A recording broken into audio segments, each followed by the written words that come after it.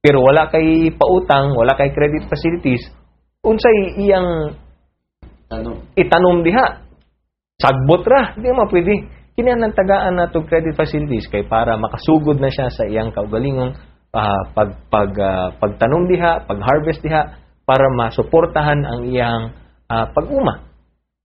Now, kung sa inihitabo sa Department of Agrarian Affairs, nakita nato nag-slash pod ang budget para sa credit facilities to farmers, which is against the law. So that's another questionable provision dito sa budget na ilang ginapropose. So again, i-question na mo ang dar. Na dili pwede na ingnan ang inyong submit diri sa amo. You have to give us a budget that does not violate the law. Now, I hope this is not the trend with many of the rest of the departments. Pero doon ako yung nakita, napansin ako sa budget na to, budget proposal nila. Nakita na ako, nakasagaran sa mga department and agencies in government, walay capital outlay. In other words, walay infrastructure. Kay ang budget magud tulo na ka sections of the budget. One is for personnel services, ang pagbayad sa mga trabahante, kawani, ang empleyado.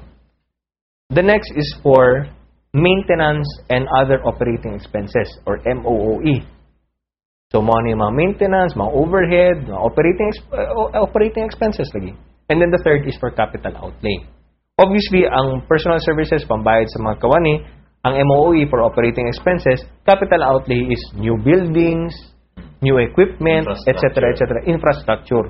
Ang akong napansin dito sa proposed budget, kasagaran sa mga departments, walay capital outlay. Now, wala daw yung capital outlay nga ihatag tungod kay gatipid daw. Pero ang question ako, kung gatipid mo, kay para wala daw budget deficit or ma-lessen ang budget deficit, nga no, ang budget na inyong gipropose is still higher than the 2010 budget. So, kung asan na yadto ang kwarta na to?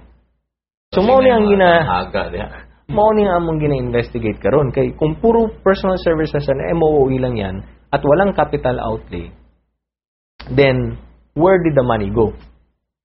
Na pareho lang man ang budget ninyo sa 2011, ikumpara nimo sa 2010 budget. When I'm talking about capital outlay, dako ka yung epekto kini. Ngano? For instance, walang capital outlay para sa DMC. In other words, they will not spend a single centavo para sa pag-build ng mga bagong buildings, bagong infrastructure para sa mga hospital facilities and bagong equipment para sa hospital facilities. And I checked, tanang regional hospitals, dili lang ang DMC or karon ang Southern Philippines Medical Center, kundi anang mga government hospitals, walay capital outlay. Tanaw pod ko sa mga state universities, susama sa USEP. Pagkita na ako sa USEP, wala po'y capital outlay for USEP. Sabi na ko, basid USEP lang. Pero akong itanaw tanan. Ang tanan mga state universities, walay capital outlay. So that means, no new classrooms, no new school buildings for state universities, and no new equipment for state universities. And that holds true also for the other departments. So, there are a lot of questions with regard to the budget. And, mao na siya ang among gina-scrutinize karon kay mao man ang trabaho sa congressman. Iba ka new fight ni mga executive secretary sa presidente, congressman? Well, actually natay mga secretaries diyan na daanan na himong mga secretaries, di ba? Department secretaries and other heads. It's just that hindi ko talaga maintindihan ang direksyon eh.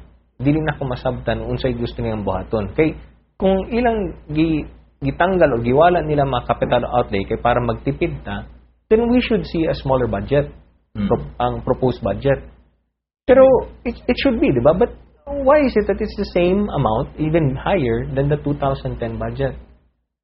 So, ato pang doble ang personnel. I really don't know. We're trying to understand this. And I hope that with these budget hearings, mag-adjust sila. Okay lang mo yan kung that's the reason for the hearings. Okay lang mo yan kung naatay makita na inani na mga questionable.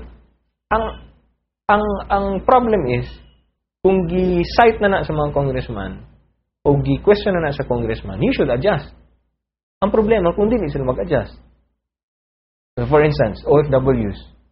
Nakita sa mga congressman, you're violating the law. Mandated ta na inani kadako ang atong ihatag legal assistance sa OFWs. Now, magpagahigai sila, di sila mag-adjust. Now, delay lang budget. It will be questioned, obviously. Pag-abot sa Department of Agrarian Reform, na nakita diha na nganong wala ka naghatag og inaning pondo para sa credit facilities to CARP beneficiaries. Nga, pagkahigai sila, ayaw nila mag-adjust. Magka-problema tayo. Okay, anyway, lain pang kabalaka nga gustong tutukan karon sa Kongreso, Congressman Carlo.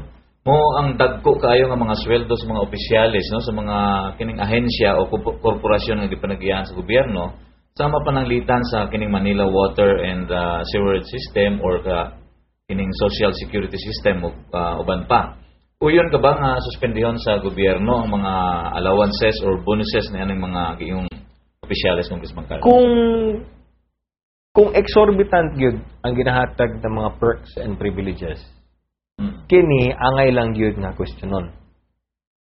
Pero para kanako manggod, kinahanglan na natay balanse diri.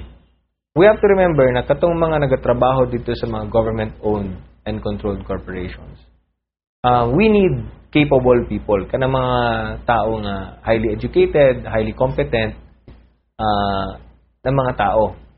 Now, kasagaran sa mga highly educated na highly competent, dito magina sila magtrabaho sa private sector. Kay lisod lagi sila magtrabaho sa government, di ba? Kay daghan ka yung mga busisuhon, ginabusisi diha, daghan ka yung mga red tape, etc. Daghan mga challenges if you work for government. So, ang ato lang gikahadlukan diri, kung masyado naman nating questionon o pugnon or i-cut down or i-trim down ang mga privileges, basig ang katong mga nagtrabaho sa mga government-owned and controlled corporation will go back to private sector. Magkaroon kita og brain drain or will go to foreign companies or will go to wherever. Mahawa na sila sa gobyerno. So, kinsay mabili na mag-manage aning mga government-owned and controlled corporations. A lot of the GOCCs are in the red. Meaning to say, nalulugi. So, you need competent people to take charge, to bring in their skills, their knowledge, and education kay para ma-reverse ang negative maging positive. But if masyado naman nating dinidiin ng mga to, talaga mag-aalisan yan sila. Kung kumuhawa na sila, di kinsa na mabinin. Dili na itong mga competent o mga capable. So, there really has to be a balance. Okay.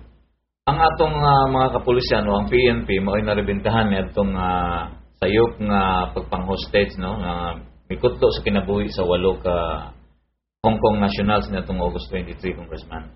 At dunay report nga naabuso daw ang pundo sa PNP mao nga substandard ug kulang sa kagamitan ng kapulisan. Ang modernong kagamitan ba, Congressman, makatabang sa pagsumpo sa kining susamang problema sa maabot? I think so. Ang high-tech equipment, high-tech training, capable training and capable equipment, importante gid kana para sa ato mga kapulisan. Susama din sa Davao City. Nakita nato wala tay ekwipo para sa atong forensic laboratory. Mao ning atong dugay ng ginasulti. Tungod niya na walay kasong masulbad ng mga murder and homicide diri. Puros na lang undergoing investigation tungod lagi kay walay witnesses. Now, even if walang witnesses, kung naatay mga high-tech equipment, we can still find kung kinsay mga culprit diha. Bisan walay mga witnesses. If you use high-tech technology, high-tech equipment, we'll be able to solve most of kining mga murders and homicide. Now, dito sa Kamaynilaan, tungod sa hostage crisis, nakita nato na kulang po ang mga equipment sa mga Manila's finest, mga PNP nato sa Manila City. So the question is, asa ni adto ang kwarta? But nakita po nato ang exercises na gibuhat o gipakita nila kay President Noynoy. Kining exercises sa yung katong exercise sa hostage crisis scenario kuno na pag-rescue nila sa Special Action Force, PNP. Ipakita po sa Navy. Nakita niyo to? Katong sa Army. Nga nakita ko na to ang mga high-tech na equipment ng mga sniper rifles nila, high-tech equipment nila sa pagpasabog nila og mga glass para dito makasulod sila sa bus, etc. etc. So we were able to see na very highly capable man di ay ang ato mga kapulisan ug atong mga military and navy personnel. Ang pangutana nga nung wala nila gigamit atong panahon nagkikinihanlan ug di nilang para sa mga inani mga exercises na simulated na mga hostage taking. So what we saw dito sa mga simulated na exercises, nakita nato we're capable if we have the right equipment. Of course, kato simulated. Ang reality ang katong nahitabo dito sa Luneta. Nganong wala man nato gigamit ang mga ekwipo nato dito sa hostage crisis sa Luneta grandstand na dira man gyud nato gikinihanlan kadto siya. So that's the question. But if you ask me, kung high-tech equipment, very capable. Kung well-trained ang personnel, very capable. Pero problema, ang nakita nato, wala may equipment, wala may training. Basin gimahalan sila sa sayangan sila. Sa nahimong dagan karon sa Kongreso, Congressman Carlo, sa imong tan-aw, maaprubahan pa ka ang national budget o na mahuman ang tuig? Well, if they adjust, if they take into consideration kining mga gina-question sa mga congressmen, if they participate and coordinate with us and take into account and adjust together with kining mga gina-point out sa congressmen, we will have no problem. Pero magka-problema kita kung doon na tayo gina-point out diha sa ilaha na dili na pwede kinandugangan kini etc. Unya dili sila mo budge. Magka-problema tayo. Especially kung makita nato that they are already violating what is mandated under the law. Because trabaho sa congressman ang scrutinize ang budget and to approve a budget. If we approve a budget that goes against the provisions of certain laws, then we are just as equally guilty. Diba? Kung wala nila gi-replenish ang legal assistance fund, that is against the law. Kanya mo yun kami, hindi mo na pwede. Wala nila gi-replenish ang credit facilities and credit loans to mga farmers ng CARP beneficiaries. Gi-point out na namo, wala nila gi-usab. And then i-approve na mo, we'll be just as guilty. And that can be questioned in court because that's a violation of the law.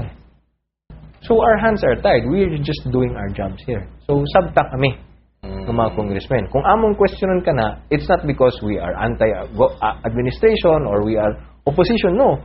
It's just that yan ang provision of law. And when we see that there is something wrong, trabaho namang mga congressmen na mag-question. Kung di na mag-questionan ka na, then we're not doing our jobs. Okay. Congressman Carlo, doon ay lahi pang mas controversial nga issue nga naakaroon diya sa Kongreso. Mao ang impeachment case batok kang Ombudsman Mercedes Gutierrez. Kasi dagat karon sa mga kaso, Congressman Carlo? Well, there are three stages diha sa impeachment. Whether it's impeachment of the President, impeachment of the Ombudsman, or impeachment of other impeachable officers under the law. The first stage is kining preliminary stage. What is preliminary stage? Diha sa preliminary stage, diri mo sulod ang katong mga sufficiency in form and sufficiency in substance. Mao ni ang pagdawat sa mga complaints sa Kongreso, pagdawat ng House of Representatives sa complaints and determining kung sang-ayon ba ito sa forma o sa substance or ang unod ani. On its face, is it valid? Mao na ang first phase. So, diri na mi sa first phase. Nagkaroon og committee hearing dito sa Committee on Justice. Kundi na mga miyembro sa Committee on Justice voted to approve it based on sufficiency in form. Mo na ang day 1 sa hearing. Then the second day, the week after, gi-determine po, nagbotohan ng mga congressmen sa Committee on Justice and they voted to declare it sufficient in substance. So, human na ta sa phase 1. Stage 1. Stage 2 na ta karon. And dira sa stage 2, diri na to i-determine ang sufficiency on the grounds. In other words, ang mga basis for impeachment. Now, before we determine the sufficiency in grounds, kinihanglan mag-submit usa og reply si Ombudsman Gutierrez dito sa complaint. Actually, 2 complaints yan eh. Na 2 complaints, nag-file, obviously, kinalan answeran ka na. So, Ombudsman Mercedes Gutierrez has 10 days to answer the complaint. Pag answer yan sa complaint, merong chance